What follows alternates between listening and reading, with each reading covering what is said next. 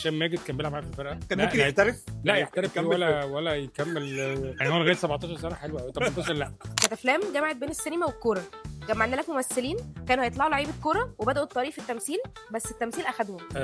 كريم فهمي كان بيلعب كوره، وهو احمد فهمي اخوه كان معايا في الفرقه في نادي الصيد. كريم لعب في الزمالك ولعب في الاهلي، بس هو بيخاف على نفسه، بس هو لعيب كويس. طه دسوقي لا. ايوه يوسف شريف طبعا بيلعب ولعب جامد طبعا، لعب وعمل فيلم اصلا كمان. محمد هنيدي اكيد هو مش ما لعبش كوره وما لعبش رياضه. لا طبعا ما بيلعبش.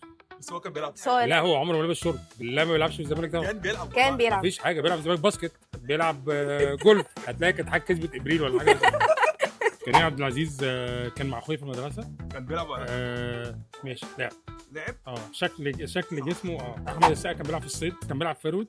ما انا بقول لك انا احمد انا عارفه طبعا بالظبط. وجامد جدا، بس كان هيضرب الناس كلها وهيجيب الجون وهينجح ولازم يكسب. هشام ماجد كان بيلعب معايا في الفرقه، كان باك رايت بجد، بيلعب في نادي الصيد. وكان لعيب. ما هو ايه الديفينيشن بتاع لعيب؟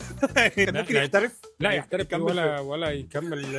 يعني هو لغايه 17 سنه حلوه قوي، 18 لا. تامر حسني لعب بقى. تامر حسني لعب معايا كمان في نادي الصيد. ده بجد. كان في الزمالك في الصيد.